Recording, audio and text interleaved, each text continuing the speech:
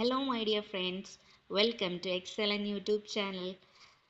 മക്കളെ, അപ്പം കഴിഞ്ഞ ക്ലാസ്സിൽ നമ്മൾ Indian economy growth and transition എന്ന ചാപ്റ്ററിൻ്റെ ഫസ്റ്റ് പാർട്ട് ഇട്ടു അല്ലേ. അതിൻ്റെ കണ്ടിന്യൂഷൻ ആണ് ഇന്നത്തെ ക്ലാസ്സിൽ ഡിസ്കസ് ചെയ്യുന്നത്. സെക്കൻഡ് പാർട്ടാണ് എടുക്കുന്നത് കേട്ടോ. അപ്പം അത് കാണാത്തവരുണ്ടെങ്കിൽ, ഫസ്റ്റ് ഭാഗം കാണാത്തവരുണ്ടെങ്കിൽ അത് കണ്ടതിന് ശേഷം മാത്രം ഇത് കാണാൻ വരിക കേട്ടോ. ഓക്കെ, എന്നാലേ നമുക്കതിലൊരു കണ്ടിന്യൂറ്റി കിട്ടുകയുള്ളൂ. മിക്ക ടേംസും നമ്മൾ ഫസ്റ്റ് പാർട്ടിൽ പഠിച്ചിട്ടതാണ് നമ്മൾ ഇതിലോട്ട് പോരുന്നത്. ഓക്കെ, അപ്പോൾ ഒരു ക്വസ്റ്റ്യൻ ആയിട്ടാണ് ഞാൻ ഇന്ന് സ്റ്റാർട്ട് ചെയ്യുന്നത്. What is an important indicator used to measure and evaluate economic growth? എന്താ ചോദ്യം മക്കളെ? ഏതാണ് അല്ലെങ്കിൽ ഏറ്റവും ഇമ്പോർട്ടൻ്റ് ആയിട്ടുള്ള ഇൻഡിക്കേറ്റർ ഏതാണ് എക്കണോമിക് ഗ്രോത്ത് മെഷർ ചെയ്യാൻ അല്ലെങ്കിൽ ഇവാലുവേറ്റ് ചെയ്യാൻ വേണ്ടിയിട്ട് നമ്മൾ യൂസ് ചെയ്യുന്നത്? ഏതാണ്? What is an important indicator used to measure and evaluate economic growth? അത് പെർ ക്യാപിറ്റ ഇൻകം ആണ് കേട്ടോ. ഏതാണ്? PCI അല്ലെങ്കിൽ പെർ ക്യാപിറ്റ ഇൻകം എന്ന് പറയുന്നതാണ് എക്കണോമിക് ഗ്രോത്ത് മെഷർ ചെയ്യാൻ നമ്മൾ യൂസ് ചെയ്യുന്ന ഏറ്റവും ഇമ്പോർട്ടൻ്റ് ആയിട്ടുള്ള ഇൻഡിക്കേറ്റർ. ഓക്കെ, അപ്പോൾ ഒരു വൺ വേർഡിനൊക്കെ ചോദിക്കാൻ സാധ്യതയുള്ള ഒരു ക്വസ്റ്റ്യൻ ആണ്. Per capita income is an important indicator used to measure and evaluate economic growth. Okay, ഇനി നമ്മൾ കുറച്ച് ടേംസുകൾ പഠിക്കാൻ പോവാണ്. നാഷണൽ ഇൻകം, നമ്മൾ GDP പഠിച്ചു അല്ലേ? എന്താണ് GDPയുടെ ഡെഫിനേഷൻ ഒന്ന് പറഞ്ഞേ. എന്താണ് GDPയുടെ ഡെഫിനേഷൻ നമ്മൾ പഠിച്ചത്? GDPയുടെ ഫുൾ ഫോം എന്തായിരുന്നു? ഗ്രോസ് ഡൊമസ്റ്റിക് പ്രൊഡക്റ്റ് അല്ലേ? It is the money value of all final goods and services produced in a country during an accounting year അല്ലേ? Within the domestic territory of a country is known as GDP. Okay, അപ്പോൾ ഒക്കെ നമ്മൾ പഠിച്ചതാണ്. ഓരോ കാര്യങ്ങളും എടുക്കുന്നത് ആ സമയത്ത് തന്നെ പഠിക്കാൻ നോക്കുക കേട്ടോ. അപ്പം നമ്മളിപ്പം ചോദിക്കുന്നത് നാഷണൽ ഇൻകത്തിൻ്റെ പ്രധാനപ്പെട്ട ഇൻഡിക്കേറ്റേഴ്സ് ഏതൊക്കെയാണ്? നമ്മുടെ രാജ്യത്തിൻ്റെ നാഷണൽ ഇൻകം കണക്കാക്കാൻ യൂസ് ചെയ്യുന്ന ഏറ്റവും പ്രധാനപ്പെട്ട ഇൻഡിക്കേറ്റേഴ്സ് ഏതൊക്കെയാണെന്നാണ് നമ്മൾ നോക്കുന്നത്. അപ്പോൾ what are the indicators for measuring A countries income such as national income? Mainly 4 ഉണ്ട് മക്കളെ. GDP, GNP, NNP and PCI. ഏതൊക്കെ എൻ്റെ കൂടെ ഒന്ന് പറഞ്ഞേ? GDP, GNP, NNP, PCI. Okay, എനിക്കറിയാം ഈ വീഡിയോസ് കാണുന്ന മക്കളൊക്കെ ട്യൂഷൻ ക്ലാസ്സിലൊന്നും അല്ലെങ്കിൽ ക്ലാസ് മനസ്സിലാവാഞ്ഞിട്ട് വന്ന ആളുകളായിരിക്കും. ഓക്കെ, അപ്പോൾ നമ്മൾ എൻ്റെ കൂടെ പഠിക്കുന്ന സമയത്ത് ഞാൻ പറയുന്ന കാര്യങ്ങൾ നിങ്ങളും നിങ്ങളുടെ വീട്ടിലിരുന്നിട്ട് ഇതിന് മുമ്പിൽ നിന്നിട്ട് ഒന്ന് പറഞ്ഞു നോക്കുക. അപ്പോഴേ നമ്മൾ ആക്റ്റീവ് ആയാലേ നമുക്ക് എന്താക്കാൻ പറ്റുള്ളൂ, പഠിക്കാൻ പറ്റുള്ളൂ അല്ലേ? അപ്പോൾ what are the indicators for measuring a countries income such as national income? National income measure ചെയ്യാൻ വേണ്ടി നമ്മൾ യൂസ് ചെയ്യുന്ന ഇൻഡിക്കേറ്റേഴ്സ് ഏതൊക്കെയാണ്? എൻ്റെ കൂടെ പറഞ്ഞേ. GDP, GNP, NNP, PCI. GDPയുടെ ഫുൾ ഫോം നമുക്കറിയാം. എന്താണ്? ഗ്രോസ് ഡൊമസ്റ്റിക് പ്രൊഡക്റ്റ് ആണ്. അപ്പോൾ GNPയുടെ ഫുൾ ഫോം എന്താ? GNP ഗ്രോസ് നാഷണൽ പ്രൊഡക്റ്റ് ആണ് കേട്ടോ. എന്താണ്? ഗ്രോസ് നാഷണൽ പ്രൊഡക്റ്റ് ആണ്. NNP എന്ന് പറഞ്ഞാൽ നെറ്റ് നാഷണൽ പ്രൊഡക്റ്റ് ആണ്. അതുപോലെ PCI നമ്മൾ നേരത്തെ പറഞ്ഞു. എന്താണ്? പെർ ക്യാപിറ്റ ഇൻകം ആണ് കേട്ടോ. അപ്പം ഇതിന് ഓരോന്നിനെയും കുറിച്ചിട്ട് നമ്മൾ എന്താക്കുന്നുണ്ട്? ഡീറ്റെയിൽ ആയിട്ട് പഠിക്കുന്നുണ്ട്. വളരെ സിമ്പിളാണ്, നമുക്ക് പെട്ടെന്ന് പഠിക്കാം കേട്ടോ. അപ്പോൾ ഫസ്റ്റ് ഇമ്പോർട്ടൻ്റ് ആയിട്ടുള്ള കാര്യമാണ് പെർ ക്യാപിറ്റ ഇൻകം അല്ലേ? നമ്മൾ GDP മെഷർ ചെയ്യാൻ ഏറ്റവും യൂസ് ചെയ്യുന്ന ഇമ്പോർട്ടൻറ്റ് ഇൻഡിക്കേറ്റർ ഏതാണെന്ന് ചോദ്യം ചോദിച്ചു. അതേതാണ്? പെർ ക്യാപിറ്റ ഇൻകം ആണ്. ഓക്കെ, അപ്പോൾ പെർ ക്യാപിറ്റ ഇൻകം എന്ന് പറഞ്ഞാൽ എന്താണ്? It is the average income of individual. Per capita income എന്താണ്? Which is the average income of the individual. അത് ഒരു ഇൻഡിവിജ്വലിൻ്റെ ആവറേജ് ഇൻകം ആണ്, ശരാശരി വരുമാനമാണ്. ഓരോ ഇൻഡിവിജ്വലിനെയും ശരാശരി വരുമാനത്തെയാണ് നമ്മൾ എന്ത് വിളിക്കുന്നത്? പെർ ക്യാപിറ്റ ഇൻകം എന്ന് വിളിക്കുന്നത്. അപ്പോൾ കറക്റ്റ് എമൗണ്ട് ആയിരിക്കൂല. അപ്പോൾ നമുക്ക് ഒരു രാജ്യത്തിൽ എത്രയോ ആളുകളുണ്ട് അല്ലേ? അപ്പോൾ ഓരോരുത്തരുടെ ഇൻകം കൃത്യമായിട്ട് കറക്റ്റായിട്ട് മനസ്സിലാക്കുകയെന്നാണെങ്കിൽ അത് പേഴ്സണൽ ഇൻകം ആണ്. ഇപ്പോൾ നിങ്ങളുടെ ഫാദറിൻ്റെ ഇൻകം എത്രയാണ്? അത് നിങ്ങൾക്കറിയാം അല്ലേ? ഒരു മന്ത്ലി 30,000 ആണെങ്കിൽ അത് പേഴ്സണൽ ഇൻകം ആണ്. പക്ഷേ പെർ ക്യാപിറ്റ ഇൻകം എന്ന് പറഞ്ഞാൽ അതല്ല, അതൊരു ആവറേജ് ഇൻകം ആണ്. ഓരോ ഇൻഡിവിജ്വലിനെയും ശരാശരി വരുമാനമാണ്. മൊത്തമായിട്ട് നമ്മൾ കണക്കാക്കിയിട്ട് മൊത്തം നാഷണൽ ഇൻകം എടുത്തിട്ട് അതിൽ നിന്ന് ഒരാളുടെ ഇൻകം നമ്മൾ കണ്ടെത്തുകയാണ്. ഓക്കെ, അപ്പോൾ നമ്മൾ ശരാശരി വരുമാനം എന്ന് പറയുമ്പോൾ ഇപ്പോൾ ഇന്ത്യൻ്റെ ശരാശരി വരുമാനം അല്ലെങ്കിൽ പെർ ക്യാപിറ്റ ഇൻകം ആണ് നമ്മൾ കണക്കാക്കുന്നതെങ്കിൽ അതെങ്ങനെയായിരിക്കും? പെർ ക്യാപിറ്റ ഇൻകം എല്ലാവർക്കും ഒരേ രീതിയിലുള്ള, ഇപ്പോൾ ഇന്ത്യയിൽ 100 കോടി ജനങ്ങളാണ് ഉള്ളതെങ്കിൽ ഇതാക്കുക കേട്ടോ. അസ്യൂം ചെയ്യാം 100 കോടി ജനങ്ങളാണെന്നുണ്ടെങ്കിൽ അവർക്ക് എല്ലാവർക്കും ചിലപ്പം ഇത്ര 50,000 രൂപ വെച്ചിട്ടായിരിക്കാം എന്തുള്ളത് നാഷണൽ ഇൻകം അല്ല പെർ ക്യാപിറ്റ ഇൻകം വരുന്നത്. ഓക്കെ, അപ്പം എല്ലാവർക്കും ഒരേ ഇൻകം ആയിരിക്കും. അതാണ് ശരാശരി വരുമാനം എന്ന് പറയുന്നത് കേട്ടോ. അപ്പോൾ പെർ ക്യാപിറ്റ ഇൻകം എന്ന് പറഞ്ഞാൽ എന്താണ്? It is the average income of individual. അത് ഒരു ആളുടെ ശരാശരി വരുമാനമാണ്. പെർ ക്യാപിറ്റ ഇൻകം എങ്ങനെയാണ് നമ്മൾ കണക്കാക്കുന്നത്? PCI is calculated by considering the national income and population. രണ്ട് കാര്യങ്ങൾ എടുത്തിട്ടാണ് നമ്മൾ PCI കണ്ടെത്തുന്നത്. ഏതൊക്കെയാ രണ്ട് കാര്യങ്ങൾ? നാഷണൽ ഇൻകവും പോപ്പുലേഷനും. ഏതൊക്കെയാ? നാഷണൽ ഇൻകവും പോപ്പുലേഷനും ആണ്. അപ്പോൾ PCI കണ്ടെത്താനുള്ള ഇക്വേഷൻ പഠിച്ചു വെക്കണം, മറക്കാതെ കാണാതെ പഠിച്ചു വെക്കുക. NI by population, national income by population is equal to per capita income. Per capita ഇൻകത്തിൻ്റെ ഇക്വേഷൻ എന്താണ്? National income divided by population ആണ്. Okay. The World Development Report published by the World Bank classifies economies into 4 categories based on per capita income. അപ്പോൾ നമ്മുടെ world development report publish ചെയ്ത, നമ്മുടെ world bank publish ചെയ്ത world development report പ്രകാരം നമ്മുടെ എക്കോണമീനെ, നമ്മുടെ സമ്പദ് വ്യവസ്ഥയെ 4 കാറ്റഗറീസ് ആയിട്ട് എന്താക്കിയിട്ടുണ്ട്? ഡിവൈഡ് ചെയ്തിട്ടുണ്ട് based on per capita income. Per capita ഇൻകത്തിൻ്റെ അടിസ്ഥാനത്തിൽ നമ്മുടെ എക്കോണമീസിനെ 4 ക്ലാസിഫൈ ചെയ്യുന്നുണ്ട്. അത് ഏതൊക്കെയാണെന്ന് നോക്കാം. അപ്പം നമ്മൾ പെർ ക്യാപിറ്റ ഇൻകത്തിൻ്റെ ബേസ് ചെയ്തിട്ട് നമ്മൾ എന്ത് ചെയ്യാണ്? നമ്മുടെ വേൾഡ് എക്കോണമീനെ, നമ്മുടെ എക്കോണമീസിനെ 4 ഡിവൈഡ് ചെയ്തിട്ടുണ്ട്. 4 കാറ്റഗറീസ് ആയിട്ട് ഡിവൈഡ് ചെയ്തിട്ടുണ്ട്. ഏതൊക്കെയാണ് 4 കാറ്റഗറീസ് എന്ന് നോക്കാം. Low income group, first one ഇതാണ്. ലോ ഇൻകം ഗ്രൂപ്പ് ഉണ്ട്. പിന്നെ ലോവർ മിഡിൽ ഇൻകം, അതിൽ നിന്ന് കുറച്ചും കൂടി പെർ ക്യാപിറ്റ ഇൻകം കൂടിയ ആൾക്കാരെ നമ്മൾ എന്താ വിളിക്കുക? ലോവർ മിഡിൽ ഇൻകം ഗ്രൂപ്പ് ഉണ്ട്. അപ്പർ മിഡിൽ ഇൻകം ഗ്രൂപ്പ് ഉണ്ട്. അതുപോലെ ഹൈ ഇൻകം ഗ്രൂപ്പ് ഉണ്ട്. ഓക്കെ, അപ്പം 4 കാറ്റഗറീസ് ആയിട്ട് നമ്മൾ എക്കോണമീനെ ഡിവൈഡ് ചെയ്തു. Low income, lower middle income, upper middle income and high income groups എന്നാക്കിയിട്ട്. ഓക്കെ, ഇനി ലോ ഇൻകം ഗ്രൂപ്പ് എങ്ങനെയാണ് ഇതിനെങ്ങനെ കാറ്റഗറി ആക്കി ഡിവൈഡ് ചെയ്തിട്ടുള്ളത്? ഒരു നമ്പേഴ്സ്, ഒരു തുകയുടെ അടിസ്ഥാനത്തിലാണ്. പെർ ക്യാപിറ്റ ഇൻകം $ന്റെ അടിസ്ഥാനത്തിലാണ് നമ്മളിവിടെ ഇങ്ങനെ low income, lower middle income എന്നൊക്കെ ആക്കിയിട്ട് ഡിവൈഡ് ചെയ്തിട്ടുള്ളത്. അപ്പം ലെസ് ദാൻ $1,145, എത്രയാണ്? $1,145 കുറവാണെങ്കിൽ അവരെ നമ്മൾ ആ രാജ്യങ്ങളെ നമ്മൾ ഏത് കാറ്റഗറിയിലാണ് ഉൾപ്പെടുത്തുന്നത്? ലോ ഇൻകത്തിലാണ് ഉൾപ്പെടുത്തുന്നത്. ഓക്കെ, അപ്പോൾ less than 1,145 per capita income വരുന്ന ആളുകളെ US ഡോളേഴ്സിൽ വരുന്ന രാജ്യത്തിനെ നമ്മൾ ലോ ഇൻകം ഗ്രൂപ്പിൽ ഡിവൈഡ് ചെയ്തു. അങ്ങനെയുള്ള ലോ ഇൻകം കാറ്റഗറിയിൽ പെടുന്ന രാജ്യങ്ങളാണ് അഫ്ഗാനിസ്ഥാൻ, എത്യോപ്യ, ഷാദ്. ഏതൊക്കെയാണ്? അഫ്ഗാനിസ്ഥാൻ, എത്യോപ്യ, ഷാദ് ലോ ഇൻകത്തിൽ പെടുന്നതാണ്. ഇനി ലോവർ മിഡിൽ ഇൻകം നോക്കാം നമുക്ക്.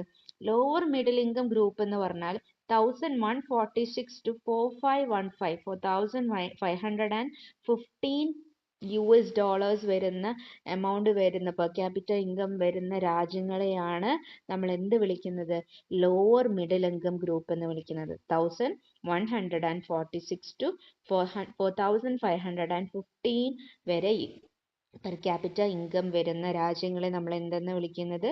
ലോവർ മിഡിൽ ഇൻകം ആണ്. അപ്പം നമ്മുടെ ഇന്ത്യ ഈ ലോവർ മിഡിൽ ഇൻകത്തിലാണ് വരുന്നത്. അപ്പോൾ അത് നോട്ട് ചെയ്ത് വെക്കണം. നമുക്ക് വൺ വേർഡ് ഒക്കെ ആയിട്ട് ചോദിക്കാം അല്ലേ? ലോവർ മിഡിൽ ഇൻകത്തിലാണ് നമ്മുടെ ഇന്ത്യ വരുന്നത്. അതുപോലെ ബംഗ്ലാദേശ്, കെന്യ, ഇന്ത്യ ഒക്കെ ലോവർ മിഡിൽ ഇൻകത്തിൽ വരുന്ന രാജ്യങ്ങളാണ്. ഇനി അപ്പർ മിഡിൽ ഇൻകം നോക്കാം. അപ്പർ മിഡിൽ ഇൻകം നോക്കുകയാണെങ്കിൽ 4,516 to 14,005 US dollar per capita income വരുന്ന രാജ്യങ്ങളെ നമ്മൾ അപ്പർ മിഡിൽ ഇൻകം ഗ്രൂപ്പിലാണ് പെടുത്തുന്നത്. അപ്പർ മിഡിൽ ഇൻകം ഗ്രൂപ്പിൽ വരുന്ന രാജ്യങ്ങളാണ് ചൈന, ബ്രസീൽ, സൗത്ത് ആഫ്രിക്ക. ഇനി നാലാമത്തെ കാറ്റഗറിയാണ് ഹൈ ഇൻകം. ഹൈ ഇൻകം എന്ന് പറയുന്നത് above 14,006 US dollar per capita income വരുന്ന രാജ്യങ്ങളെ നമ്മൾ ഹൈ ഇൻകം ഗ്രൂപ്പിലാണ് പെടുത്തുന്നത്. ഹൈ ഇൻകത്തിൽ വരുന്ന രാജ്യങ്ങൾ ഏതൊക്കെയാണ്? USA, Germany and Japan. Okay, അപ്പം നമ്മുടെ ലോവർ മിഡിൽ ഇൻകത്തിൽ വരുന്ന രാജ്യമാണ് നമ്മുടെ ഇന്ത്യ. ഓക്കെ, അത് നോട്ട് ചെയ്ത് വെക്കുക. ഇനി നമ്മൾ നോക്കുന്നുണ്ട്. The per capita income of the countries with different levels of development Afghanistan, India, China and US over different periods. 4 രാജ്യങ്ങളെ കൊടുത്തിട്ടുണ്ട്. അതുപോലെ 4 വർഷവും 1991 to 2021, 1991, 2001, 2011, 2021 റിപ്പോർട്ട് കാണിക്കുന്നുണ്ട്. അതിൽ നമ്മുടെ പെർ ക്യാപിറ്റ ഇൻകത്തിൽ ഉണ്ടാകുന്ന വളർച്ചയെ കാണിക്കുന്നുണ്ട് കേട്ടോ. അപ്പോൾ 1991 എത്രയായിരുന്നു? 364 ആയിരുന്നു. പിന്നെ അത് കൂടി 442 ഇന്ത്യ. പിന്നെ അതിൽ നിന്ന് 1569 എത്തി. 2011 ആയപ്പോൾ 1569 എത്തി. 2021 ആയപ്പോഴത്തേനും 2016 എത്തിയിട്ടുണ്ട്. അപ്പോൾ കൂടിയിട്ടുണ്ട്. ഒരു സ്ലോ ഇൻക്രീസ് ഉണ്ടാവുന്നുണ്ട് ഇന്ത്യക്ക്. ചൈന നോക്കുകയാണെങ്കിലോ 318 നിന്ന് പിന്നെ 2001 എത്തിയപ്പോൾ 949 ആയിട്ട് മാറി. 2011 എത്തിയപ്പോൾ 5425 ആയിട്ട് മാറുന്നുണ്ട്. ഓക്കെ, ഇനി 2021 ആവുമ്പോഴത്തേനും 12,554 എന്ന പെർ ക്യാപിറ്റ ഇൻകത്തിലേക്ക് ഇൻക്രീസ് ആവുന്നുണ്ട്. അപ്പൊ നല്ല രീതിയിലുള്ള ഒരു വളർച്ച അവിടെ നമുക്ക് കാണാൻ പറ്റുന്നുണ്ട് അല്ലെ. അപ്പൊ ഈ രാജ്യങ്ങൾ, ചൈന എന്ന് പറയുന്നത് അപ്പം അപ്പർ മിഡിൽ ഇൻകത്തിൽ വരുന്നതാണ്. ഇനി USA നോക്കി നോക്കൂ. USA 26,741. USA നോക്കുകയാണെങ്കിൽ 26,741 ആണ്. 1991 അവിടുത്തെ പെർ ക്യാപിറ്റ ഇൻകം. ഓക്കെ, ആ സമയത്ത് നമ്മുടെ ഇന്ത്യയിൽ നോക്കൂ, ആകെ 364 ഉള്ളത് USA-യിലുള്ളത് 26,741 ആണ്. അത് ഇങ്ങനെ കൂടി 2021 എത്തിയപ്പോൾ 69,287 ആയിട്ട് മാറുന്നുണ്ട്. നല്ല രീതിയിലുള്ള ഇൻക്രീസ് ആണ്. അപ്പോൾ അത് ഹൈ ഇൻകം ഗ്രൂപ്പിൽ വരുന്ന രാജ്യമായതുകൊണ്ടാണ് കേട്ടോ. പിന്നെ അഫ്ഗാനിസ്ഥാൻ്റെത് നോക്കുകയാണ് നമുക്ക് ക്ലിയർ ആയിട്ട് മനസ്സിലാവും. ആദ്യം 317 ആണ്. 2001 എത്തിയപ്പോൾ പിന്നെ കുറഞ്ഞു. ഇതുവരെയുള്ള ഒരു രാജ്യവും കുറഞ്ഞിട്ടുണ്ടായിരുന്നില്ല അല്ലേ. അഫ്ഗാനിസ്ഥാൻ 169 ആയിട്ട് കുറഞ്ഞു. പിന്നീട് കൂടി 606 ആയിട്ട് കൂടി. പിന്നെ 2021 ആയപ്പോഴത്തേനും വീണ്ടും കുറഞ്ഞു. 369 ആയിട്ട് കുറയുന്നുണ്ട്. ഓക്കെ, അപ്പം അഫ്ഗാനിസ്ഥാൻ ഏത് രാജ്യത്തിൽ പെടുന്നതാണ്? ഒന്ന് കമന്റ് ചെയ്തേ. അഫ്ഗാനിസ്ഥാന് ലോ ഇൻകത്തിൽ പെടുന്നതാണോ, ലോവർ മിഡിൽ ഇൻകത്തിൽ പെടുന്നതാണോ, അപ്പർ മിഡിൽ ഇൻകത്തിൽ പെടുന്നതാണോ, അല്ലെങ്കിൽ ഹൈ ഇൻകത്തിൽ വരുന്നതാണോ എന്ന് കമന്റ് ചെയ്യാട്ടോ. നോക്കട്ടെ എത്ര ആളുകൾ ശരിയാക്കുന്നുണ്ട് എന്ന്. ഓക്കെ, ഇനി ഒരു ചോദ്യം വരുന്നുണ്ട്. The per capita income of the countries with different levels of development of Afghanistan, India, China and USA over different periods. അതാണ് നമ്മൾ ആ പട്ടികയാണ് ഇപ്പോൾ നോക്കിയത്. In 1991 India's per capita income was slightly higher than both Afghanistan and China but extremely low compared to the USA. The USA's income was nearly 73 times higher than India's. നമ്മൾ നോക്കിയില്ലേ, 73 തവണ കൂടുതലുണ്ട്. 364 ഇന്ത്യക്കാണെങ്കിൽ 26,741 USA-യുടെ ആ സമയത്തെ പെർ ക്യാപിറ്റ ഇൻകം വരുന്നത്. അപ്പം 73 times higher ആണ് ഇന്ത്യയെക്കാളും. Reflecting the worst economic gap between developed and developing nations at that time. Okay, അപ്പൊ നമ്മുടെ ആ പട്ടിക എന്താക്കിയതാണ് ഞാൻ പറഞ്ഞത് തന്നെ ഒന്നും കൂടി ഇവിടെ എഴുതി കാണിച്ചതാണ് കേട്ടോ. ഓക്കെ, ഇനി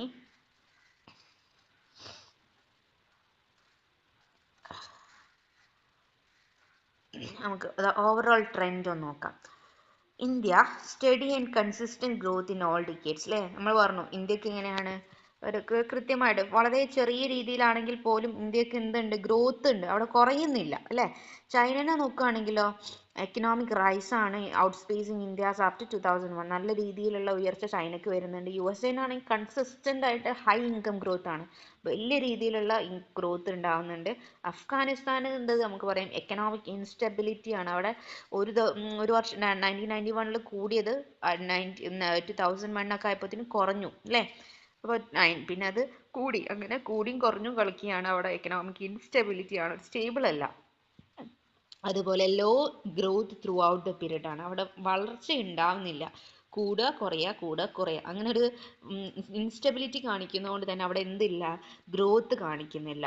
ഓക്കെ, അപ്പോൾ ഇത്രയും കാര്യങ്ങളാണ്, ഒന്ന് നോട്ട് ചെയ്ത് വെക്കട്ടോ. അത് നമ്മൾ ആ പാർട്ടിൽ നിന്നൊക്കെ ചോദ്യം ചോദിക്കുകയാണെങ്കിൽ ബോക്സ് തന്നിട്ട് നിങ്ങൾക്ക് ചോദിക്കാനാണ് സാധ്യതയുള്ളത് കേട്ടോ.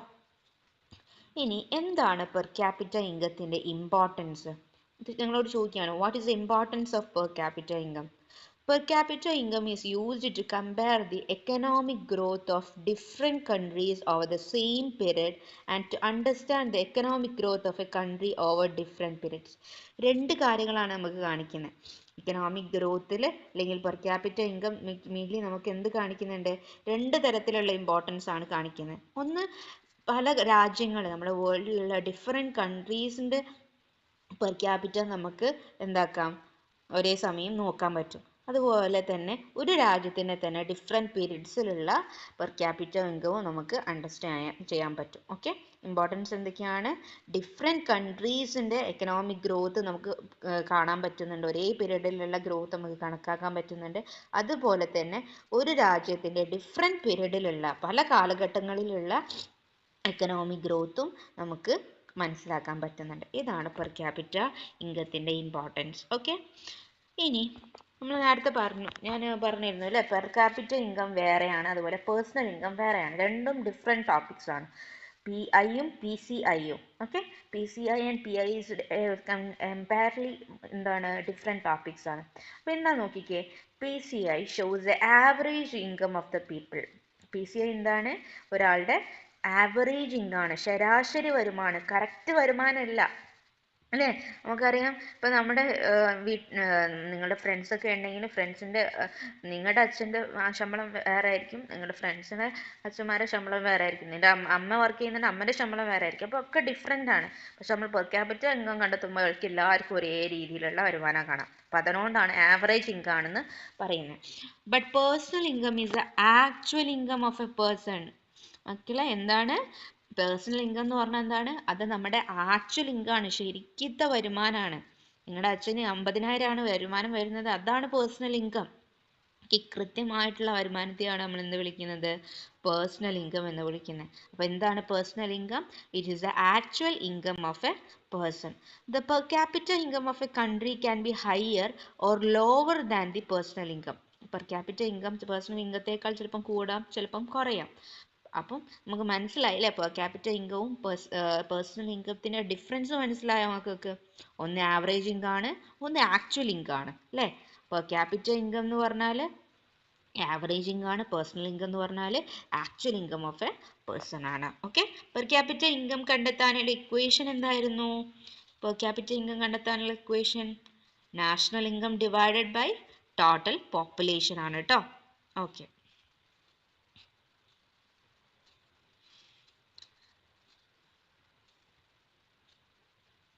ഇനി ഇതിൻ്റെ ഡിസഡ്വാൻറ്റേജസ് ചോദിക്കാം മക്കളെ.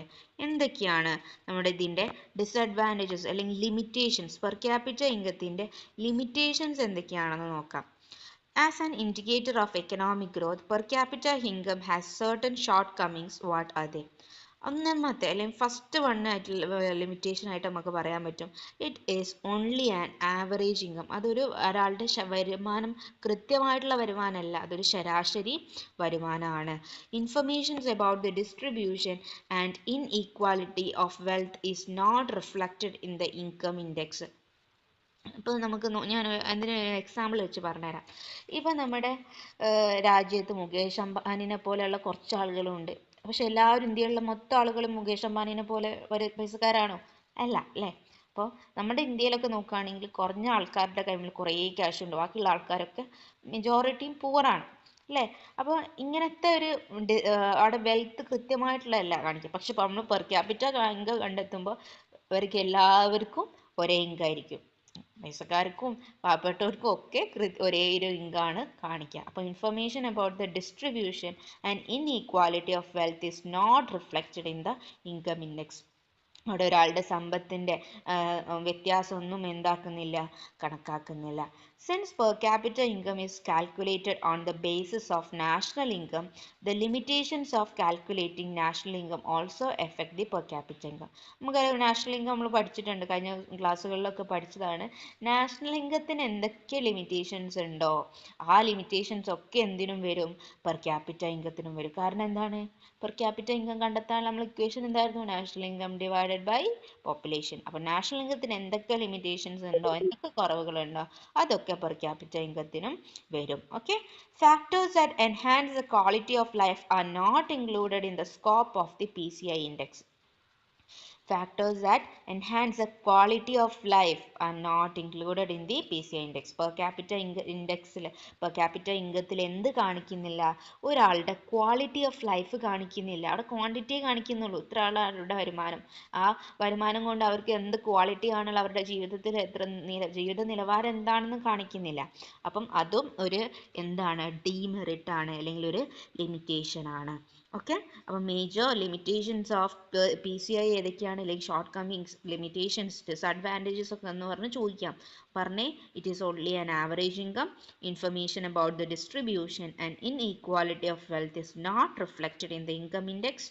Since per capita income is calculated on the basis of national income, the limitations of calculating national income also affects per capita income. Factors that enhance the quality of life are not included in the scope of PCI index. Okay, ഇത്രയും കാര്യങ്ങൾ മനസ്സിലായിട്ടുണ്ടെന്ന് വിചാരിക്കുന്നു കേട്ടോ. Okay, when the production of goods and services in an economy increases, GDP and PCI increases. നമ്മുടെ production, ഒരു സാധനങ്ങളുടെയും സേവനങ്ങളുടെയും production കൂടുന്ന സമയത്ത് എന്തും കൂടുന്നുണ്ട്, ഓട്ടോമാറ്റിക്കലി അവിടുത്തെ GDPയും PCIയും ഇൻക്രീസ് ചെയ്യുന്നുണ്ട്. പക്ഷെ അവിടെ നമ്മുടെ പേഴ്സണൽ ഇൻകം ഇൻക്രീസ് ചെയ്യുമോ? നമ്മൾ ഇപ്പോൾ നാഷണൽ ഇൻകം കൂടുന്നതുകൊണ്ട് നമുക്ക് പെർ ക്യാപിറ്റ ഇൻകത്തിൽ വ്യത്യാസം കാണാൻ പറ്റും. പക്ഷെ പേഴ്സണൽ ഇൻകത്തിൽ അങ്ങനെ വരുമാനം കൂടുമോ? അപ്പം അവിടെ രാജ്യത്തിൻ്റെ വരുമാനത്തിൽ മാറ്റം ഉണ്ട് വിചാരിച്ചിട്ട് നമ്മുടെ ഓരോരുത്തർ, ഇപ്പോൾ ചിലവർക്ക് ഗവൺമെൻറ് ജോലി ഉണ്ടാവും, ചില ആളുകൾ കൂലിപ്പണി ചെയ്യുന്ന ആൾക്കാരുണ്ടാവും, അവരുടെ വരുമാനത്തിൽ എന്തെങ്കിലും മാറ്റം ഉണ്ടാവുമോ? ഇല്ല, അവരുടെ വരുമാനത്തിലും ചിലവിലൊന്നും മാറ്റം വരില്ല. പക്ഷേ GDPയും പ്രൊഡക്ഷൻ, സാധനങ്ങളുടെയും സേവനങ്ങളുടെയും പ്രൊഡക്ഷൻ കൂടുന്ന സമയത്ത് GDPയും PCIയും ഇൻക്രീസ് ചെയ്യും. This lead to socio-economic inequalities. Benefit of economic growth reach the maximum number of people through economic development. അപ്പം ഇത് സാമൂഹികപരമായിട്ടും സാമ്പത്തികപരമായിട്ടുള്ള ഒരു ഇൻഈക്വാലിറ്റി സൃഷ്ടിക്കുന്നുണ്ട്. അതുപോലെ benefits of economic growth reach the maximum number of people through economic development. Economic ഗ്രോത്തിൻ്റെ benefit ആരില്ലെങ്കിൽ കാണണമെങ്കിൽ, അത് കാണുന്നുണ്ടെങ്കിൽ എക്കണോമിക് ഡെവലപ്മെൻറ്റ് അവിടെ ഉണ്ടാവണം, സാമ്പത്തികമായിട്ടുള്ള വികസനം അവിടെ ഉണ്ടാവണം. ഓക്കെ, അപ്പം എക്കണോമിക് ഗ്രോത്തും എക്കണോമിക് ഡെവലപ്മെൻറ്റും തമ്മിൽ മനസ്സിലായില്ലേ? നമ്മൾ പഠിച്ചതാണ്, ഫസ്റ്റ് ക്ലാസ് പറഞ്ഞിരുന്നു. എക്കണോമിക് ഗ്രോത്ത് ആണെങ്കിൽ അത് അവിടെ ക്വാളിറ്റി ചേഞ്ച് ആണ്, അല്ലേ? ക്വാളിറ്റേറ്റീവ് ചേഞ്ച് ആണ്. എക്കണോമിക് അല്ല, ക്വാണ്ടിറ്റേറ്റീവ് ചേഞ്ച് ആണ്. എക്കണോമിക് ഡെവലപ്മെൻ്റ് ആണെങ്കിൽ അവിടെ എന്തും ഉണ്ടാകുന്നുണ്ട്, ക്വാളിറ്റേറ്റീവ് ചേഞ്ച് ആണ് ഉണ്ടാകുന്നത്. ഓക്കെ, അപ്പോൾ നമ്മുടെ അടുത്ത ടോപ്പിക്കിലേക്ക് പോവുകയാണ്, എക്കണോമിക് ഡെവലപ്മെൻറ്റ്സ്, സാമ്പത്തികമായിട്ടുള്ള വികസനം, അല്ലേ? നമ്മുടെ സെക്കൻഡ് ടോപ്പിക്. എക്കണോമിക് ഗ്രോത്ത് കഴിഞ്ഞു, നമുക്ക് പഠിക്കാനുള്ളത് എക്കണോമിക് ഡെവലപ്മെൻ്റ് ആണ്. എന്താണ് എക്കണോമിക് ഡെവലപ്മെൻറ്റ് എന്ന് പറഞ്ഞാൽ? It is the process of improving the standard of living and economic wellbeing of people through growth in income, education and infrastructure. മൂന്ന് കാര്യങ്ങളിലൂടെ വളർച്ചയിലൂടെ നമ്മുടെ ഒരാളുടെ ജീവിത നിലവാരവും അതുപോലെ എക്കണോമിക് സാമ്പത്തികമായിട്ടുള്ള വളർച്ചയും ഉണ്ടാവുന്നതിനെയാണ് നമുക്ക് എക്കണോമിക് ഡെവലപ്മെൻറ്റ് എന്ന് പറയുന്നത്. ഓക്കെ, അപ്പോൾ ആ മൂന്ന് കാര്യങ്ങൾ എന്തൊക്കെയാ? Income, education and infrastructure. ഏതൊക്കെയാണ്? Income, education and infrastructure. ഈ മൂന്ന് കാര്യങ്ങളുടെ വളർച്ചയിലൂടെ ഒരാളുടെ ജീവിത നിലവാരം വർദ്ധിക്കുകയാണ്, സ്റ്റാൻഡേർഡ് ഓഫ് ലിവിങ് കൂടുകയാണ്, അല്ലെങ്കിൽ എക്കണോമിക് വെൽബീയിങ്, സാമ്പത്തികപരമായിട്ടൊരു വളർച്ച ഉണ്ടാവുകയാണ് എന്ന് മനസ്സിലാക്കുന്ന ആ പ്രോസസ്സിന് പറയുന്ന പേരാണ് എക്കണോമിക് ഡെവലപ്മെൻറ്റ് എന്ന് പറഞ്ഞാൽ. ഓക്കെ, അപ്പോൾ ഇൻകം എന്ന് പറഞ്ഞാൽ നമുക്കറിയാം വരുമാനം, അതുപോലെ എഡ്യൂക്കേഷൻ എന്ന് പറഞ്ഞാൽ വിദ്യാഭ്യാസം ഉണ്ടാവുക, അതുപോലെ ഇൻഫ്രാസ്ട്രക്ചർ, നല്ല നമ്മുടെ നാട്ടിൽ നല്ല സ്കൂളുകൾ, നല്ല ഹോസ്പിറ്റൽസ്, നല്ല റോഡുകൾ, നല്ല ബ്രിഡ്ജസ്, അല്ലേ? ഇങ്ങനത്തെ കാര്യങ്ങളൊക്കെ ഉണ്ടെങ്കിലാണ് അവിടെ എന്തുണ്ടാവുക, വികസനം ഉണ്ടാവുക എന്ന് പറയാം, അല്ലേ? ഇപ്പം നമുക്ക് കേരളത്തെ നോക്കുകയാണെങ്കിൽ കേരളത്തിൽ നല്ല നല്ല നല്ല റോഡുകൾ ഉണ്ടാകുന്നുണ്ട്, അല്ലേ? നല്ല അടിപൊളി സ്കൂളുകളുണ്ട്, നല്ല ഡെവലപ്ഡ് ആയിട്ടുള്ള സ്കൂളുകളും അംഗനവാടികൾ, അല്ലേ? എല്ലാം ഒക്കെ ഇമ്പ്രൂവ് ആവുന്നുണ്ട്. അതൊക്കെ എന്തിന് സൂചകമാണ്? എക്കണോമിക് ഡെവലപ്മെൻറ്റിന് സൂചകമാണ് കേട്ടോ. അപ്പോൾ എന്താ എക്കണോമിക് ഡെവലപ്മെൻറ്റ് എന്ന് പറഞ്ഞാൽ? എൻ്റെ കൂടെ പറഞ്ഞേ, it is A process of improving the standard of living. എന്തൊക്കെ മെയിൻ കാര്യങ്ങളാണ്? Standard of living and economic wellbeing. ഈ രണ്ട് കാര്യം നോക്കുക. Economic development is A process of improving standard of living and economic wellbeing of people through the growth in ഏതൊക്കെ കാര്യങ്ങൾ? Income, education and infrastructure. Okay, അപ്പോൾ അത് പഠിച്ചു വെക്കാം. ഓക്കെ, അപ്പോൾ എക്കണോമിക് ഡെവലപ്മെൻറ്റിനെ കുറിച്ച് നമ്മൾ പറഞ്ഞു അല്ലേ. അപ്പോൾ അതിനെ ഡെഫിനേഷൻ നിർബന്ധമായിട്ടും പഠിച്ചു വെക്കുക. അതെന്ന് പറഞ്ഞാൽ നമ്മൾ നമ്മുടെ ഓൺ വേർഡ്സിൽ ഡെഫിനേഷൻ എഴുതാൻ പാടില്ല. കാരണം അവർ എങ്ങനെയാണ് നമുക്കതിന് ഡെഫിനേഷൻ തന്നത് അതുപോലെ നമ്മൾ പഠിക്കണം. അപ്പോൾ കാണാതെ തന്നെ പഠിച്ചിട്ട് എഴുതാം കേട്ടോ. അപ്പോൾ ടൊഡാരോ ആൻഡ് സ്മിത്ത് ആണ് എക്കണോമിക് ഡെവലപ്മെൻറ്റിൻ്റെ അവരുടെ ബുക്കിൽ, എക്കണോമിക് ഡെവലപ്മെൻറ്റ് എന്ന ബുക്കിൽ ഇതിനൊരു ഡെഫിനേഷൻ കൊടുത്തത്. എന്താണ് എക്കണോമിക് ഡെവലപ്മെൻറ്റ് അവർ പറയുന്നത്? It is A process of improving the standard of living and economic wellbeing of people through growth, income, education and infrastructure. ഈ 3 കാര്യങ്ങളിലൂടെ, ഇൻകം, എഡ്യൂക്കേഷൻ, ഇൻഫ്രാസ്ട്രക്ചർ എന്നീ 3 കാര്യങ്ങളുടെ വളർച്ചയിലൂടെ ഒരാളുടെ അല്ലെങ്കിൽ ഒരു രാജ്യത്തിൻ്റെ സ്റ്റാൻഡേർഡ് ഓഫ് ലിവിങ് വർദ്ധിക്കുക, എക്കണോമിക് വെൽബീയിങ് വർദ്ധിക്കുക എന്നതിൻ്റെ പ്രോസസ്സിന് പറയുന്ന പേരാണ് എക്കണോമിക് ഡെവലപ്മെൻറ്റ്. അപ്പോൾ എക്കണോമിക് ഡെവലപ്മെൻറ്റ് ഡിഫൈൻ ചെയ്തത് 2 എക്കണോമിസ്റ്റാണ്, Michael P Todaro and Stephen C Smith ആണ്. ആരൊക്കെയാണ്? എക്കണോമിസ്റ്റ് ആയിട്ടുള്ള Michael P Todaro and Stephen C Smith ആണ് ഇങ്ങനെ ഒരു ഡെഫിനേഷൻ നൽകിയത്. ഓക്കെ, അത് നിർബന്ധമായിട്ടൊന്ന് പഠിച്ചു വെക്കാം കേട്ടോ. ഇനി ഒരു ക്വസ്റ്റ്യൻ ഉണ്ട് ടെക്സ്റ്റിൽ. The central and state governments provide benefits like food items, medical facilities at low prices to the poor and vulnerable sections of the society. What are they? അപ്പോൾ ഇങ്ങനെയുള്ള ക്വസ്റ്റ്യൻസിന് ഞാൻ ആൻസർ നൽകുന്നത് എന്തിനാണെന്ന് വെച്ചാൽ നിങ്ങൾ നോട്ട് ചെയ്ത് വെക്കണം. കാരണം ഈ ഭാഗത്തിൽ നിന്നും ചോദ്യങ്ങളൊക്കെ ചോദിക്കാം. ഇങ്ങനത്തെ ക്വസ്റ്റ്യൻസിൽ നിന്ന് ചോദ്യങ്ങൾ വരാറുണ്ട്. അപ്പോൾ എന്താ ക്വസ്റ്റ്യന്? നമ്മുടെ സെൻട്രലും സ്റ്റേറ്റ് ഗവൺമെൻറ്റ്സും ഒക്കെ പല ഫുഡ് ഐറ്റംസും അല്ലെങ്കിൽ മെഡിക്കൽ ഫെസിലിറ്റീസും ഒക്കെ വളരെ ചീപ്പായിട്ടുള്ള പ്രൈസിൽ നമ്മുടെ പാവപ്പെട്ട ജനങ്ങൾക്ക് നൽകുന്നുണ്ട്. ഏത് വഴിയാണ് ഇങ്ങനെ കൊടുക്കുന്നത്? ഏതൊക്കെയാണ് പ്രൊവൈഡ് ചെയ്യുന്ന ബെനിഫിറ്റ്സ് ഏതിലൂടെയൊക്കെയാണ് നൽകുന്നത്? നോക്കിക്കേ. ഒന്ന് PDS ആണ്, പബ്ലിക് ഡിസ്ട്രിബ്യൂഷൻ സിസ്റ്റം, നമ്മുടെ റേഷൻ കടകളിലൂടെയൊക്കെ അല്ലേ. പിന്നെ Pradhan Mantri Garib Kalyan Anna Yojana, Ayushman Bharat, Antyodaya Anna Yojana, national food security act. Okay, ഇതിലൊരു 3 എണ്ണെങ്കിലും നിർബന്ധമായിട്ട് പഠിച്ചു വെക്കാം കേട്ടോ. ഒന്ന് PDS, പ്രധാനമന്ത്രി Garib Kalyan Anna Yojana, Ayushman Bharat, Pradhan Mantri Jan Arogya Yojana, Antyodaya Anna Yojana, national food security act. Okay, പിന്നെ സ്റ്റേറ്റ് ഗവൺമെൻറ് സ്കീംസ് ആണ് അമ്മ ക്യാൻറ്റീൻ, തമിഴ്നാട്ടിൽ നൽകുന്നതാണ് Amma canteen. Low cost meal for the poor, പാവപ്പെട്ട ജനങ്ങൾക്ക് വേണ്ടി വളരെ ചെറിയ പൈസയ്ക്ക് മീൽസ് കൊടുക്കുന്ന സംവിധാനം. അതുപോലെ അന്നപൂർണ സ്കീംസ്, കേരളത്തിലും ഒഡീഷയിലും അന്നപൂർണ സ്കീംസ് നൽകുന്നുണ്ട്. കാരണം free rice for elderly poor person, വയസ്സായിട്ടുള്ള ആളുകൾക്ക് ഫ്രീ ആയിട്ട് റൈസ് നൽകാം. ഓക്കെ, ആ 2 കാര്യങ്ങളൊന്ന് നോട്ട് ചെയ്ത് വെക്കാം. പിന്നെ നമുക്ക് പഠിക്കാനുള്ളത് നമ്മുടെ ഹ്യൂമൻ ഡെവലപ്മെൻറ്റ് ഇൻഡെക്സിനെ കുറിച്ചും PQLIനെ കുറിച്ചും SDGIനെ കുറിച്ചും ഒക്കെയാണ്. നമ്മുടെ എക്കണോമിക് ഡെവലപ്മെൻറ്റിനെ മെഷർ ചെയ്യാൻ യൂസ് ചെയ്യുന്ന 3 ഇൻഡിക്കേറ്റേഴ്സിനെ കുറിച്ചിട്ടാണ്. ഓക്കെ,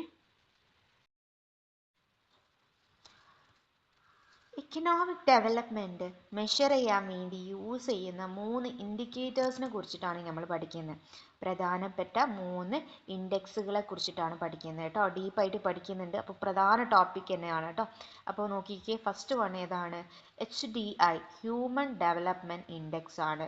രണ്ടാമത്തേത് physical quality of life index, PQLI, physical quality of life index ആണ് രണ്ടാമത്തേത്. മൂന്നാമത്തേത് SDGI, sustainable development goal index. ഇന്ന് ഓരോന്നിനെയും കുറിച്ച് നമ്മൾ ഡീറ്റെയിൽ ആയിട്ട് പഠിക്കുന്നുണ്ട് കേട്ടോ. അപ്പം ആദ്യം തന്നെ നമ്മൾ ഹ്യൂമൻ ഡെവലപ്മെൻറ്റ് ഇൻഡെക്സിനെ കുറിച്ചാണ് പഠിക്കുന്നത്. ഹ്യൂമൻ ഡെവലപ്മെൻറ്റ് ഇൻഡെക്സിൻ്റെ കാര്യങ്ങൾ നോക്കാം.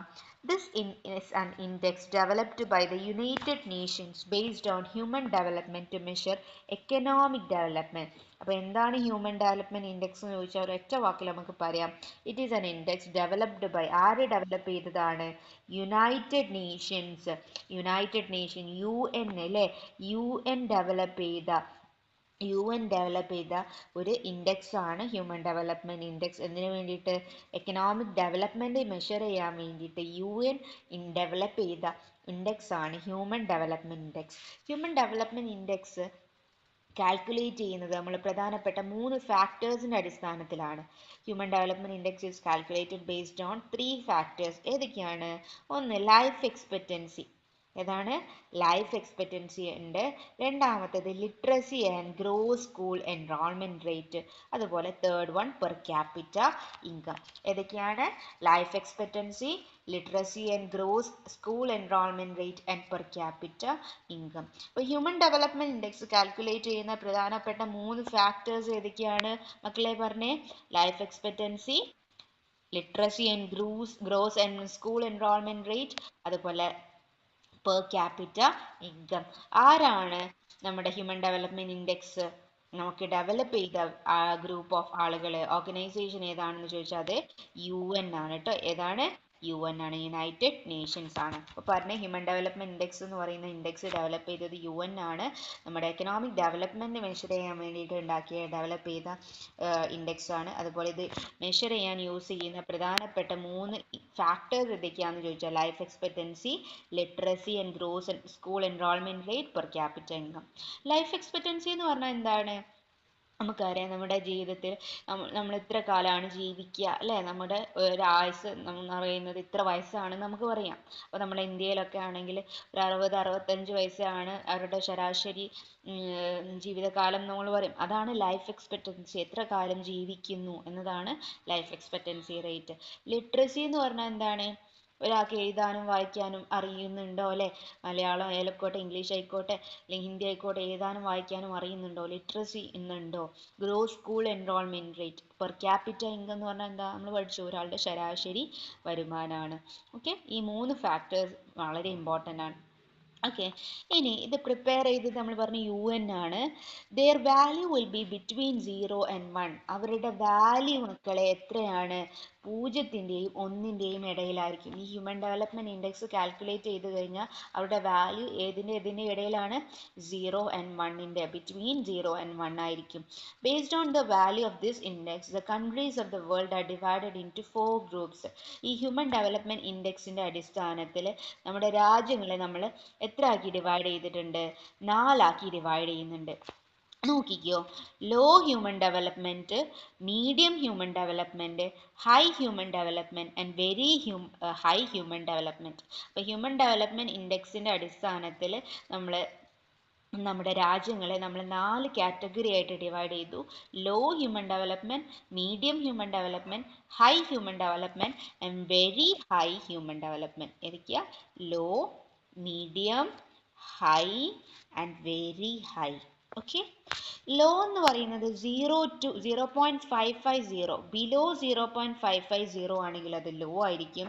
ഇനി 0.550 to 0.699 ആണെങ്കിൽ അതിൻ്റെ വാല്യൂ വരുന്നത് ഹ്യൂമൻ ഡെവലപ്മെന്റ് ഇൻഡെക്സിൻ്റെ വാല്യൂ ഇതിൻ്റെ ഇടയിലാണെങ്കിൽ അത് മീഡിയം ഹ്യൂമൻ ഡെവലപ്മെന്റ് ആണ്.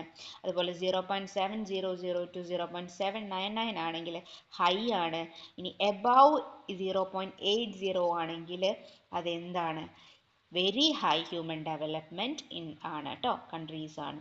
അപ്പോൾ ഇങ്ങനെയായിട്ട് ഡിവൈഡ് ചെയ്തിട്ടുണ്ട്. ഓക്കെ, അപ്പോൾ ഇതാണ് ഹ്യൂമൻ ഡെവലപ്മെന്റ് ഇൻഡെക്സിനെ കുറിച്ച് നമ്മൾ പഠിച്ചത്. ഓക്കെ, അതന്നെ ഒന്നുകൂടി പറഞ്ഞു കേട്ടോ. Low, medium, very high, high, very high. Okay, ഇനി കുറച്ചുകൂടി ഡീറ്റെയിൽസ് നമ്മൾ ഇതിൽ പഠിക്കുന്നുണ്ട്. Since 1990 the United Nations Development Program has been preparing the HDI report classifying the world's country on the basis of development based on HDI value. According to the 2023 report, India is ranked 130th out of 193 countries. അപ്പം 1990 മുതൽ UN development programme എന്ത് ചെയ്തിട്ടുണ്ട്? ഈ HDI report prepare ചെയ്യുന്നുണ്ട്. Okay, അപ്പോൾ 2023 report പ്രകാരം 2023 report പ്രകാരം India എത്രാം സ്ഥാനത്താണ് നിൽക്കുന്നത്? ഇന്ത്യയുടെ റാങ്ക് എത്രയാണ്? 130 ആണ്. എത്രയാണ്? 130 ആണ്. 133 കൺട്രീസ് എടുക്കുകയാണെങ്കിൽ അതിൽ 193 കൺട്രീസ് 2023 റിപ്പോർട്ട് പ്രകാരം ഇന്ത്യ 130th റാങ്ക് ആണുള്ളത്. ഓക്കെ, അപ്പോൾ ഇത്രയും കാര്യങ്ങൾ നമ്മൾ പഠിച്ചെന്ന് നോക്കിക്കേ. എന്തൊക്കെയാണ് ഹ്യൂമൻ ഡെവലപ്മെന്റിനെ കുറിച്ച് പഠിച്ചത് ഒന്ന് ഞാൻ പറയട്ടെ, ശ്രദ്ധിക്കണേ. ഹ്യൂമൻ ഡെവലപ്മെന്റ് ഇൻഡെക്സ് എന്ന് പറയുന്നത് UN ഡെവലപ്പ് ചെയ്ത ഇൻഡെക്സ് ആണ്. ഹ്യൂമൻ ഡെവലപ്മെന്റ് ഇൻഡെക്സിന്റെ പ്രധാന കാര്യങ്ങൾ നമ്മൾ എന്തൊക്കെയാണ് പഠിച്ചത്? ഹ്യൂമൻ ഡെവലപ്മെന്റ് ഇൻഡെക്സിനെ 4 കാറ്റഗറീസ് ആയിട്ട് ഡിവൈഡ് ചെയ്തു. Low, medium, high, very high. അതുപോലെ ഹ്യൂമൻ ഡെവലപ്മെൻറ്റ് ഇൻഡെക്സിന് കാൽക്കുലേറ്റ് ചെയ്യുന്ന 3 factors: life expectancy, literacy, per capita income. ഇനി അതിൻ്റെ വാല്യൂ വരുന്നത് 0ൻ്റെയും 1ൻ്റെയും ഇൻ ബിറ്റ്വീൻ ആണ്. ഓക്കെ, ഇത്രയും കാര്യങ്ങളാണ് നോക്കി പഠിച്ചിട്ടുണ്ട്. പിന്നെ according to the 2023 report, India is ranked 130th rank out of 193 country. 130ാം റാങ്കാണ് 193 രാജ്യങ്ങളിൽ നിന്ന് 2023 റിപ്പോർട്ട് പ്രകാരം നമുക്ക് കിട്ടിയത് കേട്ടോ. അപ്പോൾ നമ്മുടെ ഹ്യൂമൻ ഡെവലപ്മെൻറ്റ് ഇൻഡെക്സ്, നമ്മുടെ ഇന്ത്യയുടെ ഹ്യൂമൻ ഡെവലപ്മെൻറ്റ് ഇൻഡെക്സ് കാണിക്കുന്നുണ്ട്. നമുക്കറിയാം 1990 മുതൽ 2023 റിപ്പോർട്ട് വരെയുള്ള കാലഘട്ടത്തിൽ HDI വാല്യൂ ആണ് കൊടുത്തിട്ടുള്ളത്. 0.046 നിന്ന് 0.685 നമ്മുടെ ഇത് HDI വളർന്നിട്ടുള്ളത് കേട്ടോ. Which is the period when India was in low human development and medium human development? India ലോയിൽ, അപ്പോൾ നോക്കി 0.685 ആണ്. 0.685 ആണെങ്കിൽ ഇതിൽ ഏതിൽ പെടും? നമ്മൾ ലോയിലാണോ, മീഡിയത്തിലാണോ, ഹൈയിലാണോ, വെരി ഹൈയിലാണോ? പറഞ്ഞേ, ഒന്ന് കമൻറ്റ് ചെയ്തേ മക്കളെ. നമ്മൾ ഇന്ത്യ നിൽക്കുന്നത് ഏത് റാങ്കിലാണ്, അല്ലെങ്കിൽ ഇന്ത്യ നിൽക്കുന്നത് ഇതിൽ ഈ 4 കാറ്റഗറിയിൽ ഏതിലാണ് ഇന്ത്യ പെടുന്നത്? ലോ ആണോ, മീഡിയം ആണോ, ഹൈ ആണോ, വെരി ഹൈ ആണോ? വേഗം കമൻറ്റ് ചെയ്തേ, വളരെ പെട്ടെന്ന് ഒന്ന് കമൻറ്റ് ചെയ്തേ. എത്ര ആളുകൾ ശരിയാക്കുന്നുണ്ട് നോക്കട്ടെ.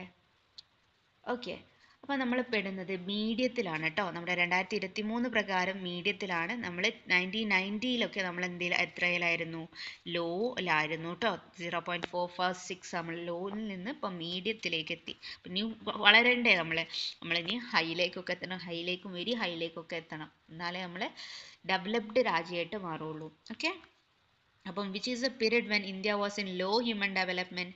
1990 to 2005 വരെ നമ്മൾ ലോയിലായിരുന്നു. 2010 to 2023 നമ്മൾ എന്തായിട്ട് മാറിയത്? മീഡിയം ഹ്യൂമൻ ഡെവലപ്മെൻറ്റിലേക്ക് വർദ്ധിച്ചത് കേട്ടോ. അപ്പം എന്നുള്ള ഉത്തരമാണ് കേട്ടോ, ഒന്ന് പഠിച്ച് വെച്ചേക്കണേ. ഇനി find out the areas in which India needs to improve if we were to achieve human development and very high human development based on HDI value. നമ്മുടെ നമ്മൾ ടെക്സ്റ്റിൽ കൊടുത്തിട്ടുള്ളൊരു ക്വസ്റ്റ്യൻ ആണ്. ഇന്ത്യ നമുക്കറിയാം ലോയിൽ നിന്ന് മീഡിയത്തിലോട്ട് വളർന്നു. ഇനി ഹൈയിലേക്കും വെരി ഹൈയിലേക്കൊക്കെ വളരണമെങ്കിൽ നമ്മൾ എന്തൊക്കെ കാര്യങ്ങളിൽ ഇനിയും ഡെവലപ്മെൻറ്റ് കൊണ്ടുവരണം, എന്തെങ്കിലുമൊക്കെ കാര്യങ്ങൾ നമ്മൾ ഇനിയും വികസിക്കണം എന്ന് ചോദിച്ചു കഴിഞ്ഞാൽ നമുക്കറിയാം, ഫസ്റ്റ് തന്നെ എഡ്യൂക്കേഷനിൽ ഇമ്പ്രൂവ്മെൻ്റ് ഉണ്ടാവണം അല്ലേ? ഹെൽത്ത് ആൻഡ് ന്യൂട്രീഷനിൽ ഇമ്പ്രൂവ്മെൻ്റ് ഉണ്ടാവണം. ഇൻകം ആൻഡ് എംപ്ലോയ്മെൻറ്റിൽ വർധനവുണ്ടാവണം. Gender equality, environment sustainability, good governance and social inclusion. Education എന്ന് പറഞ്ഞാൽ എന്താണ്? വിദ്യാഭ്യാസം, സ്കിൽ ഡെവലപ്മെൻറ്റ്, നല്ല സ്കില്ലുകൾ വികസിപ്പിച്ചെടുക്കുക അല്ലേ? ഹെൽത്ത് ആൻഡ് ന്യൂട്രീഷൻ, ആരോഗ്യവും ഉണ്ടാവണം അല്ലേ? ആരോഗ്യവും ന്യൂട്രീഷൻസും ഉണ്ടാവണം. ഇൻകം ആൻഡ് എംപ്ലോയ്മെൻറ്റ്, വരുമാനവും നല്ല ജോലിയും ഉണ്ടാവണം. ജെൻഡർ ഈക്വാലിറ്റി ഉണ്ടാവണം, സ്ത്രീകളും പുരുഷന്മാരും തമ്മിൽ ഒരു വ്യത്യാസം ഉണ്ടാവരുത് അല്ലേ? എൻവിറോൺമെൻറ്റ് സസ്റ്റൈനബിലിറ്റി ഉണ്ടാവണം. നമ്മൾ വികസനം വിചാരിച്ചിട്ട് ഉള്ളതൊക്കെ നശിപ്പിച്ചിട്ടല്ല വികസനം ഉണ്ടാവേണ്ടത് അല്ലേ? ഭാവിയിലുള്ള ഫ്യൂച്ചറിലുള്ള കുട്ടികൾക്ക് വേണ്ടിയിട്ടും അവർക്കും നമ്മൾ എന്തെങ്കിലും കരുതിയിട്ട് വേണം ഡെവലപ്മെൻറ്റ് ഉണ്ടാവാൻ. അതുപോലെ good governance and social inclusion, നല്ല രീതിയിലുള്ള ഒരു ഗവൺമെൻറ്റും ഭരണവും അതുപോലെ സമൂഹത്തിലുള്ള ഒരു ഇൻക്ലൂഷനും അവിടെ ഉണ്ടാവണം, സോഷ്യൽ ഇൻക്ലൂഷനും ഉണ്ടാവണം. To achieve high or very high human development, India must focus not only on economic growth but also on education, health, equality and sustainability കേട്ടോ. ഈ ക്വസ്റ്റ്യൻ്റെ ഉത്തരം എഴുതിയെടുക്കണേ. ഈ ക്വസ്റ്റ്യനൊക്കെ ടെക്സ്റ്റ് ക്വസ്റ്റ്യൻ ആയിട്ട് കൊടുത്ത കാര്യങ്ങളാണ്. ഇതിൽ നിന്നും ചോദ്യങ്ങൾ വരാം. അപ്പം ഇങ്ങനത്തെ ക്വസ്റ്റ്യൻസ് ഒന്നും ഞാൻ ഒഴിവാക്കാത്തതിന് കാരണം എന്ന് പറഞ്ഞാൽ ഇങ്ങനത്തെ ഭാഗത്തു നിന്നൊക്കെ ക്വസ്റ്റ്യൻസ് ചോദിക്കുന്നുണ്ട്. അപ്പോൾ അതിനൊക്കെ ഉത്തരങ്ങൾ നോട്ടിലേക്ക് എഴുതിയെടുക്കുക കേട്ടോ. നല്ല രീതിയിൽ നോട്ടൊക്കെ തയ്യാറാക്കി തന്നെ പഠിക്കാൻ നോക്കുക. നമുക്ക് എല്ലാവർക്കും ഫുൾ A+ എന്നത് തന്നെ ആയിരിക്കണം നമ്മുടെ ഗോൾ അല്ലേ? ആർക്കും ഒന്നും പറ്റാത്തതില്ല. നമ്മൾ ശ്രമിക്കുന്നുണ്ടെങ്കിൽ, നമുക്ക് ശ്രമിക്കാൻ പറ്റുന്നുണ്ടെങ്കിൽ നമുക്ക് അതിലേക്ക് എത്താൻ പറ്റും. നമ്മുടെ മാക്സിമം നമ്മൾ നൽകുക എന്നതാണ് പറയാനുള്ളത് കേട്ടോ. ഇനി 2023 റിപ്പോർട്ട് പ്രകാരം ടോപ്പ് 5 കൺട്രീസ് ഏതൊക്കെയാണെന്ന് നോക്കാം. Okay, top 5 countries by HDI. According to the latest UNDP HDI table, Iceland ഏറ്റവും ഫസ്റ്റ് നിൽക്കുന്നത് ഏതാണ്? ഐസ്ലാൻഡ് ആണ്. HDIയിൽ ഏറ്റവും ഹ്യൂമൻ ഡെവലപ്മെന്റ് ഇൻഡെക്സിൽ ഏറ്റവും ഫസ്റ്റ് നിൽക്കുന്ന രാജ്യം ഐസ്ലാൻഡ് ആണ്. പിന്നെ നോർവേ ഉണ്ട്, സ്വിറ്റ്സർലാൻഡ് ഉണ്ട്, ഡെൻമാർക്ക് ഉണ്ട്, ജർമ്മനി ഉണ്ട്. ഇതൊക്കെ 0.9ന്റെ മേലെയാണ്. ഓക്കെ, 0.972 ആണ് ഐസ്ലാൻഡ് വരുന്നത്. നോർവേ ആണെങ്കിൽ 0.970, സ്വിറ്റ്സർലാൻഡും സെയിം ആണ്. ഡെൻമാർക്ക് 962, 0.959 ആണ് ജർമ്മനി. അപ്പം ടോപ്പ് 5 countries ഓർത്ത് വെക്കണം കേട്ടോ. ഫസ്റ്റ് വരുന്നത് ഐസ്ലാൻഡ് ആണെന്നൊന്നും കൂടി പെർട്ടിക്കുലർലായിട്ട് ശ്രദ്ധിച്ചു വെച്ചേക്കാം. All top ranked countries score extremely high in both the health dimensions, life expectancy at birth, education, okay, showing the high human development requires more than high income per capita income. Okay, അപ്പോൾ ഇത്രയും കാര്യങ്ങൾ നമ്മൾ ഈ പാർട്ടിൽ പഠിച്ചത്.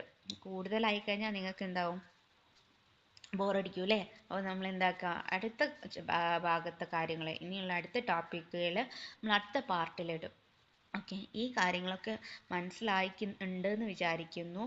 മനസ്സിലായ കാര്യങ്ങൾ നല്ല രീതിയിൽ എന്താക്കാം, നോട്ട്സൊക്കെ തയ്യാറാക്കിയിട്ട് തന്നെ ഇരുന്ന് പഠിക്കാൻ നോക്കുക. ടെക്സ്റ്റ് നല്ല രീതിയിൽ വായിക്കുക. ഇതിലെ പ്രധാന പോയിന്റ്സ് ഒക്കെ അണ്ടർലൈൻ ചെയ്തിട്ട് തന്നെ പഠിക്കാൻ നോക്കുക.